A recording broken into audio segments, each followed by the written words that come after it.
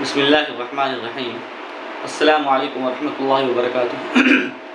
میرے محترم بزرگوں، دوستوں اور میری ماں و بہنوں، آج میں پھر آپ کی خدمت میں ایک ویڈیو لے کر حاضر ہوا ہوں۔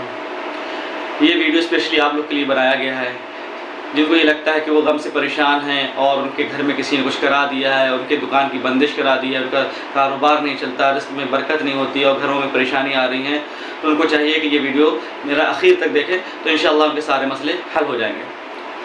سب سے پہلا عمل مصیبت سے چھٹکارا پانے کے لیے، غموں سے نجات پانے کے لیے اور کسی بھی طرح کی پریشانی سے اگر آپ دوچار ہیں اس سے چھٹکارا پانے کے لیے آپ کو ایک عمل کرنا ہے۔ وہ کیا؟ وہ عمل یہ ہے کہ آپ کو قرآن پاک کی ایک آیت، یہ وہ آیت ہے کہ جس کو حضرت یونس علیہ السلام نے اس وقت پڑھا تھا جب ان کو ایک مچھلی نے اپنے پیٹ میں نگل لیا تھا، تو اللہ تعالیٰ نے اس آیت کی برکت سے ان کو نجات دے دی تھی۔ تو وہی آیت اگر آپ لوگ پڑھیں گی تو انشاءاللہ آپ لوگ پڑھیں گے تو انشاءاللہ آپ لوگ بھی اپنی پریشانی سے، اپنی مصیبت سے، اپنے غموں سے نجات پا جائیں گے۔ وہ عمل کیا ہے اور وہ آیت کون سی ہے؟ وہ آیت غور سے سنیں۔ لا الہ الا انت، لا الہ الا انت سبحانک انی کنت من الظالمین۔ یہ چھوٹی سی ایک آیت ہے، اس کو آپ یاد کر لیں، ویڈیو کو پاؤز کر کے دیکھ لیں، سن لیں اور نوٹ کر لیں۔ اور یہ دیکھنے میں بہت چھوٹی سی آیت ہے لیکن یہ تمام بیماریوں سے نجات دینے کے لیے، تمام پریشانیوں سے چھٹکارا دلانے کے لیے، تمام مصیبتوں سے نجات کے لیے یہ آیت کافی ہے۔ تو جب حضرت یونس علیہ السلام نے اس دعا کو پڑھا تو اللہ تعالیٰ قرآن میں فرماتا ہے فَاسْتَجَبْنَا لَهُ وَنَجَّيْنَاهُ مِنَ الْغَمِّ، یعنی ہم نے ان کی دعا کو قبول کر لیا اور ان کو غموں سے نجات دے دی۔ تو حضرت یونس علیہ السلام نے جب اس دعا کو پڑھا تو اللہ تعالیٰ نے ان کو غموں سے نجات دے دی، مچھلی کے پیٹ سے نجات دے دی۔ تو انشاءاللہ جب ہم اس دعا کا ورد کریں گے، اس دعا کو کثرت سے پڑھیں گے، اور پورے ایک بات یاد رکھیے کہ ہم کو جو بھی دعا کرنا ہے، جو بھی عمل کرنا ہے، اور پورے یقین کے ساتھ کہ اللہ تعالیٰ ہماری دعا کو ضرور قبول کرے گا۔ اگر ہم یقین کے ساتھ کریں گے تو انشاءاللہ ضرور فائدہ ہوگا۔ تو جب اللہ تعالیٰ نے حضرت یونس علیہ السلام کو مچھلی سے پیٹ سے نجات دے دی تو اللہ تعالیٰ ہم کو بھی ہماری مصیبت سے نجات دے دے گا، غموں سے نجات دے دے گا، پریشانیوں سے نجات دے دے گا، رزق میں برکت دے گا اگر ہم اس دعا کو پڑھیں گے۔ ہوتا کیا ہے، کسی کے لیے کسی کا گھر مچھلی کا پیٹ بنا ہوا ہے، کسی کے لیے کسی کی دکان مچھلی کا پیٹ بنی ہوئی ہے، اور کسی کے لیے کسی کی اولاد مچھلی کا پیٹ بنی ہوئی ہے، وہ اپنی اولاد سے پریشان ہے، کوئی اپنے گھر والوں سے پریشان ہے، کوئی اپنی دکان سے پریشان ہے، کوئی کسی سے پریشان ہے۔ کسی بھی طرح کی پریشانی ہو، آپ کوئی بھی پریشانی ہو XYZ، بس آپ اس آیت کو کثرت سے پڑھیں اور اس کا ورد کریں تو انشاءاللہ آپ کی ساری پریشانیاں دور ہو جائیں گی۔ وہ آیت یہ ہے کہ لا الہ الا انت سبحانک انی کنت من الظالمین۔ ایک دوسرا عمل آپ سن لیں، وہ ان لوگوں کے لیے ہے جن کے کوئی کام بنتے نہیں ہیں۔ ہم نے کوئی کام شروع کیا، اس میں کوئی رکاوٹ آ جاتی ہے، کوئی بھی ہم نے نیا بزنس شروع کیا، اس میں رکاوٹ آ گئی، ہم نے کہیں بھی کسی کام کے لیے اپلائی کیا، وہ رد ہو گیا، کسی بھی کام کے لیے ہم نے کہیں ہم کو جانا تھا وہ کینسل ہو گیا۔ مطلب ہم کچھ بھی شروع کرتے ہیں ہمیشہ اس کا الٹا ہی ہوتا ہے، یعنی ہمارے کام بننے کے بجائے بگڑ جاتے ہیں اور ہمیں کہیں سے نجات نظر نہیں آتی، ہمیں کامیابی نظر نہیں آتی۔ تو یہ اسپیشلی وظیفہ ان لوگوں کے لیے ہے کہ اگر وہ اس چیزوں سے دوچار ہیں، ان کو لگتا ہے کہ میرے کام بگڑ جاتے ہیں تو وہ کیا کریں؟ تو ایک چھوٹی سی آیت، اس کا ورد کریں۔ کیا ہے وہ چھوٹی سی آیت؟ اللہ تعالیٰ قرآن میں فرماتا ہے کہ حسبنا اللہ ونعم الوکیل۔ بس اتنا چھوٹا سا کلمہ، حسبنا اللہ ونعم الوکیل، کہ اللہ میرے لیے کافی ہے، وہ بہترین کام بنانے والا ہے۔ ہم اس چھوٹی سا آیت کا ورد کریں گے تو اللہ تعالیٰ جو ہے ہمیں ہمارے کام بنا دے گا، ہماری بگڑی سنوار دے گا، ہمیں مصیبتوں سے نجات دے گا، اور ہمارا جو بھی کام اٹکا ہوا ہوگا اللہ تعالیٰ وہ ہمارے کام کو آسانی پیدا کر دے گا اور وہ ہمارے تمام مسئلے حل ہو جائیں گے۔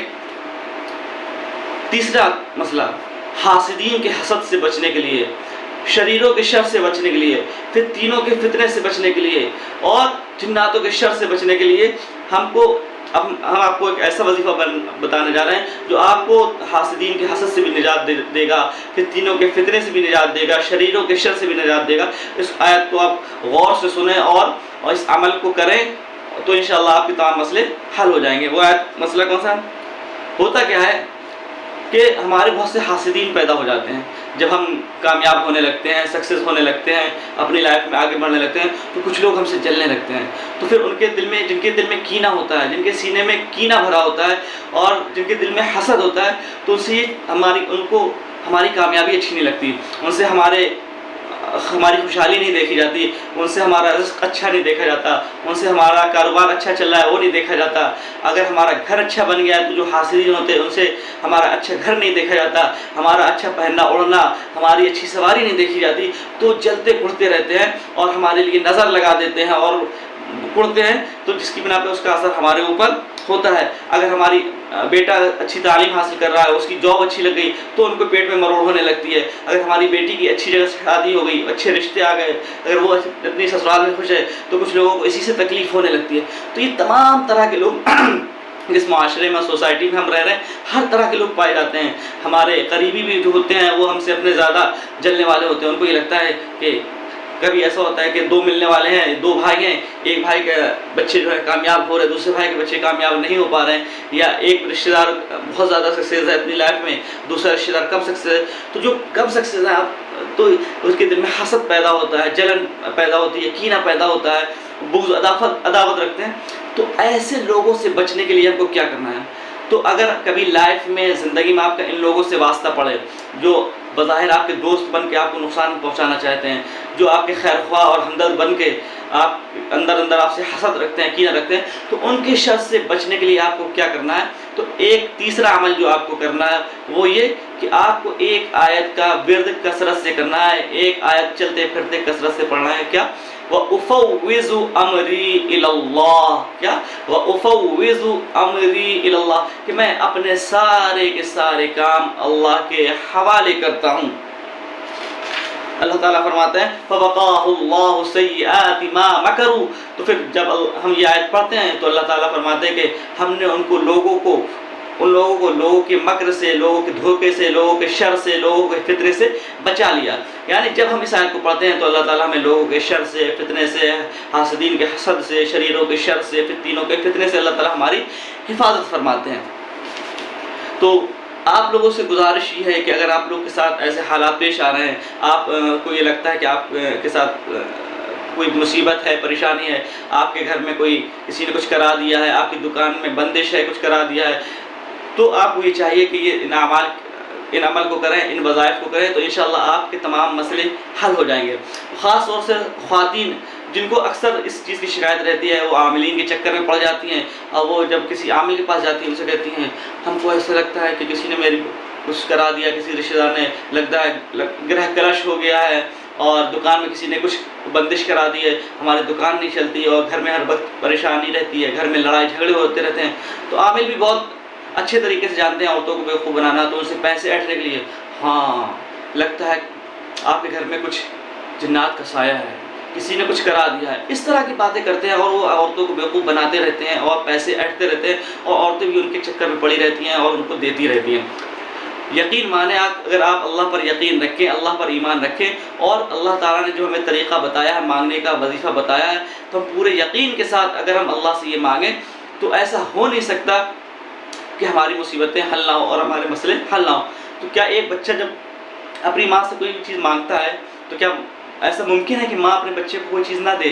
جب ایک ماں اپنے بچے کو پریشان نہیں دے سکتی تو یہ کیسے ممکن ہے؟ وہ اللہ جو 70 ماہ سے زیادہ اپنی بندوں سے محبت کرنے والا ہے، پیار کرنے والا ہے، تو وہ اللہ ہم کو کیسے مصیبت میں دیکھ سکتا ہے؟ اور ہم اپنے اللہ سے رو کر گڑگڑا کر معافی مانگیں گے اپنے گناہوں کی اور پریشانیوں سے نجات مانگیں گے تو کیا اللہ تعالیٰ ہماری پریشانی کو دور نہیں کرے گا؟